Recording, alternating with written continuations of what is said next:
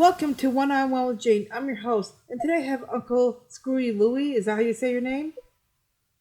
Screwy Uncle Louie. Yeah. My real name is Nick Raptus, a dirty Orclean. And yeah, I mean, I go to church and I call it my church routine. And then I have my bar routine. John, and you can check out Oscar and Bernie too. Um, he has a puppet, and he's a very talented comedian, and he got me into it. I mean, obviously, there's Fader, who's at the New York, and he's the ventriloquist master. So puppets, I am heavily into puppets, and I want one of my own. My very first set, I would say I was the best comic in the room. I feel that some of the people were not bringing their A game, perhaps. So these are some of my puppets I have. Joel, my friend, made this. I called him Duda. In Aramaic, it means soft shut. If you have a big hand, he's easier to use. I named him Josh, and he's an Italian stud. I got a lot of ideas from how my friend acts, and hi, I'm Josh, the Italian stud. Worked with Why Me Josh comedy series, and I feel like every time I'm frustrated, to tell you the truth, it's therapy when you have puppets around you. It feels good. I have the Jane Dab show every Monday. I used to do it just to make people laugh on YouTube. This is Cindy.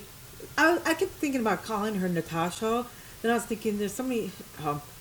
Natasha's are more darker hair. And the tag said Cindy. I kept wondering, what should I call her? Even on Facebook, I put it up with a picture. What should I call her? I can't make up my mind. It's easier to hold. It's a little bigger if you have a bigger hand. This is small. Like, hi, I'm Cindy, and Jane added a fake chest on me. Puppet, don't get a small one, because the small ones are like this, miniature. Can you control his arms or just mouth? Oh, these you could control the hands too, like this. You do that with like your pincer fingers. Yeah, the smaller puppets you can move like this, right? These are the smaller puppets. The bigger puppets you can. For example, I could control like this. Hi, I'm Cindy, and I usually love cooking. I tend to cook a lot because Josh just loves watching sports, and he's becoming bigger and bigger by the second. His stomach is popping out like there's no tomorrow. So December 6th, I'm having Roger on my show. December 6th to continue again. And this is a custom puppet, so I don't. It's only a concept. I like that. Let me tell you why. Because when I first got my puppet, a lot of people have said, "Oh, they like my act." I don't have to really explain that much. If the puppet could take control, this guy, I ran a big show. I ran over 50 shows in Michigan. Tell me a joke that you'd say if you were to have a puppet. I don't really have a puppet one planned out, but I guess the joke, I would be like, I've got a real serious drinking problem. Well, you're not drinking. Well, that's the problem. It sounds like you like to have the puppets act out all your evil. Or like, no, that's kind of like the black box, or like the hidden subconscious, like that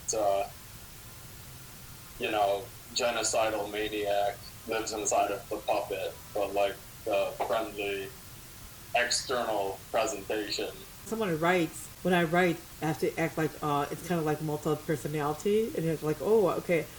For example, I have to think like a guy, I have to think like a girl. That when I'm writing, when I wrote Tattoo Maniac, I was looking at my friend's crazy personality in writing. The face is a tool of comedy. And that's one of my big failings right now, is the failure to fully use the face. Tell me one more joke that's pretty catchy that stands out. So I'm on a yo-yo diet. But those things are not easy to chew. It's my own writing, so I don't steal material, and I encourage people to steal mine. I mean, and if they can credit me if they want. If they get famous, I may go after them legally. I don't know. I've got my whole routine. You can check it out. I'll put it up on YouTube. It's private now because it's an audition routine. But yeah, I'll just go public with for cancer. So if people steal that, They're stealing from cancer kids. Thank you for being on One with Jane. Well, thanks for having me, Jane. It's been a pleasure. You are a wonderful storyteller, and you have a very a laugh that is built for radio. Like it is for video radio. It's just that's something that belongs in Hollywood. Oh, thank you.